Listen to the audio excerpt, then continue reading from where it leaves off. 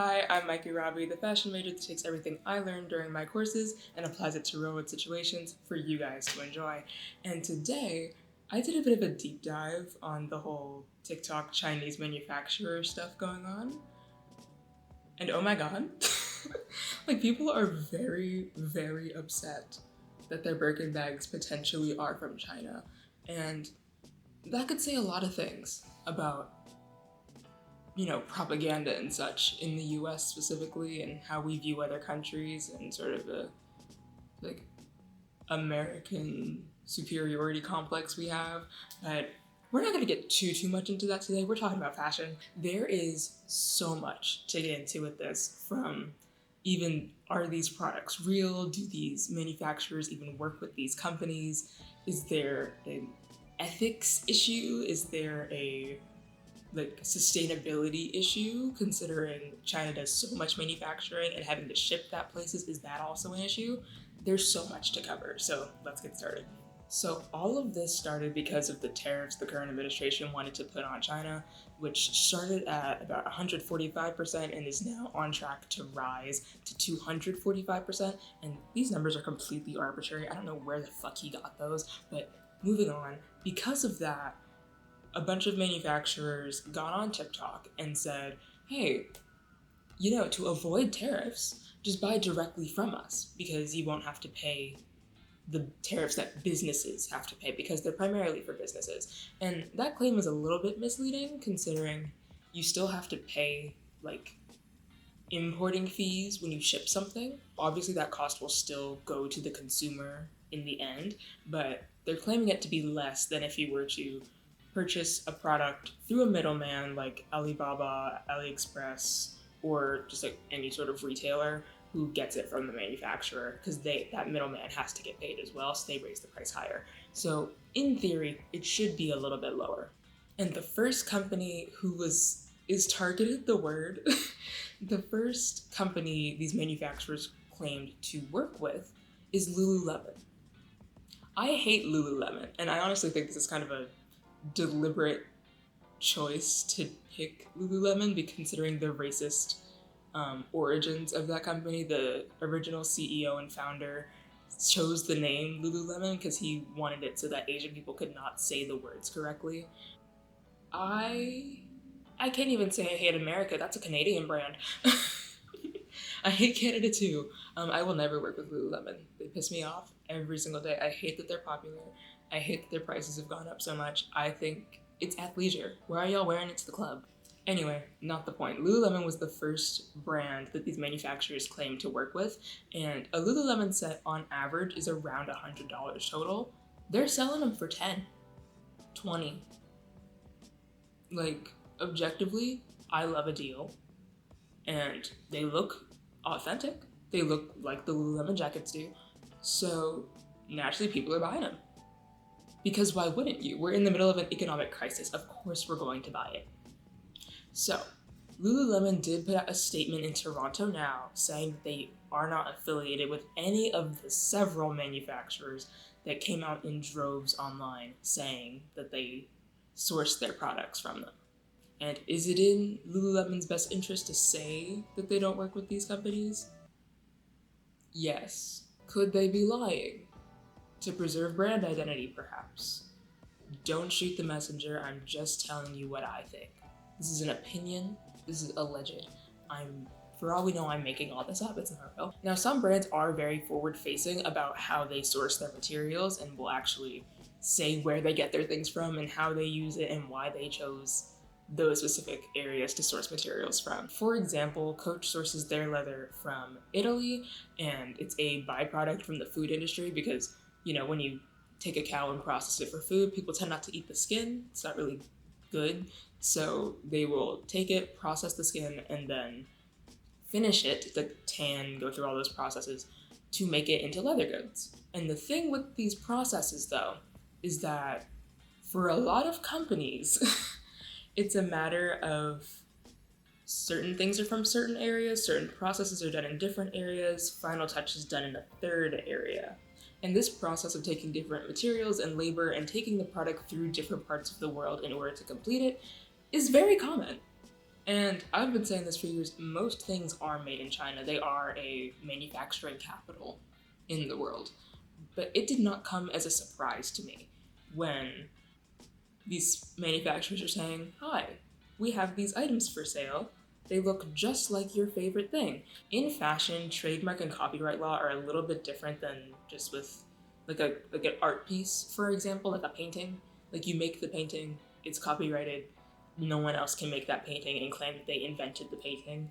But when it comes to clothing, if it's a very simple piece, for example, a simple white t-shirt, almost every brand has a simple white t-shirt. You cannot copyright the idea of a simple white t-shirt.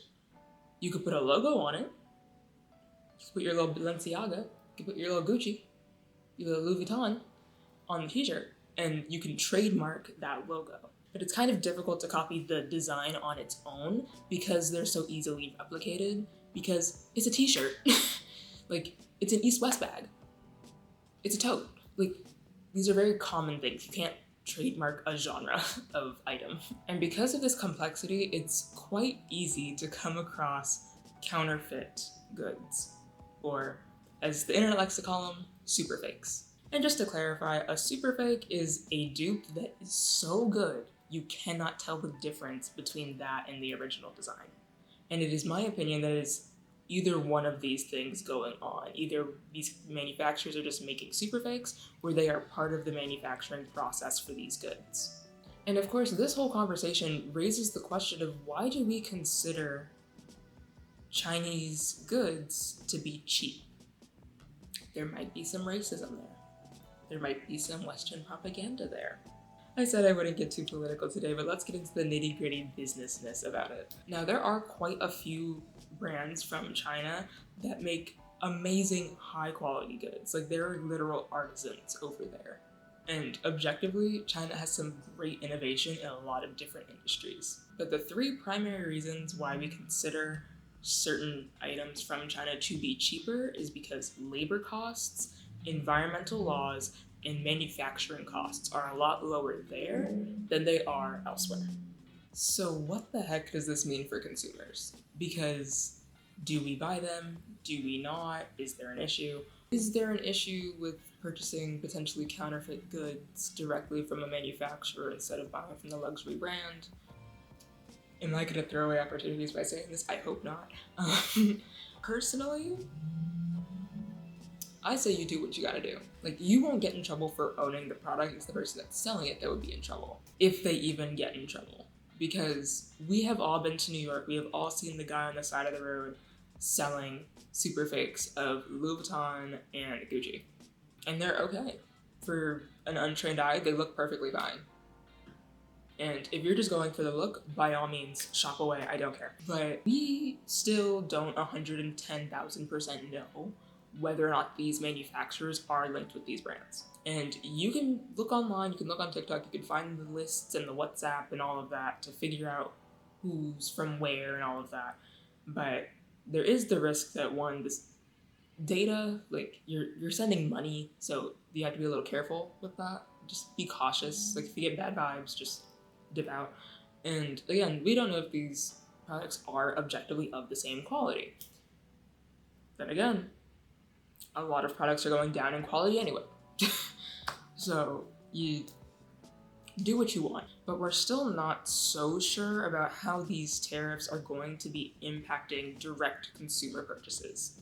We can see it from a business standpoint, from small businesses saying how tariffs will affect their companies, considering they import a lot of things from overseas. And the reason that they do that is because in the US, we don't manufacture anything anymore. We don't have that many factories.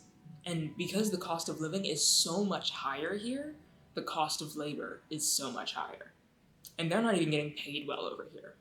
And that's saying something. So with these additional fees in the form of tariffs, we're a little unsure how those will be implemented. It could be a lot higher than these warehouse influencers are claiming it will be.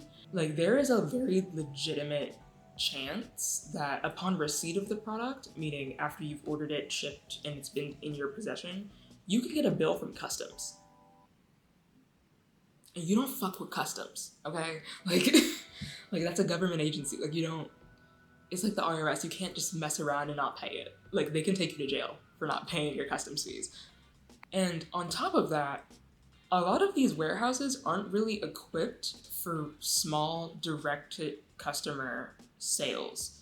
They primarily work with companies like Amazon dropshippers, Shein, Temu, Alibaba, AliExpress, companies that buy in bulk. And by in bulk, I mean like thousands of units. Are you buying 1,000 fake Birkin bags? I'm not. I'm buying one, maybe two if I want another color. Like they're just simply not equipped to do that. It is such a different process buying direct to consumer rather than buying for a company in bulk. And in terms of sustainability, it's a lot better for the environment to purchase in bulk, right? Like that's why we go to Costco, aside from saving money. That's why part of why we go to Costco, aside from the political thing. One of the many reasons we go to Costco is because it's a little more sustainable than having to go to the store every single time you want a new box of rice. Just buy the giant, like 50-pound bag. And the same goes for these clothing and accessories that we're trying to purchase directly from these manufacturers. If a company orders 1,000 units of one blue dress, it's one order, meaning the 1,000 blue dresses gets put on a boat and shipped to wherever that needs to go.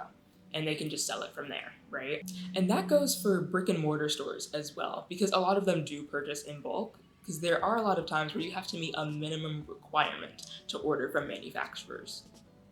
And it is objectively way, way, way better for the environment to take 1,000 blue dresses, put them on a boat, and ship them to a brick and mortar store that people will just walk themselves up to at the mall, rather than take that same 1,000 dresses, put it on a boat, ship it somewhere, put those little dresses into other individual packages, and then to put them on a plane, who then puts them on a truck to drive to everyone's individual houses. So should we be buying from the manufacturers claiming to work with these luxury brands in China? Do so at your own risk. And honestly, if you find things that are like really good, put it on Instagram. Tag me. Let me see. My Instagram is mikey.robbie. Show me. I want to see. Show me the quality. Write a review. Like objectively, I want to see how this goes. If you liked this video, go ahead and click somewhere. There's another one for you to watch. And if you want access to my free frugal fashion guide, go ahead and click the first link in the description. It is right there for you. And if you think it's good enough to not be free, you can buy me a coffee. Stay gorgeous, gorgeous. Bye.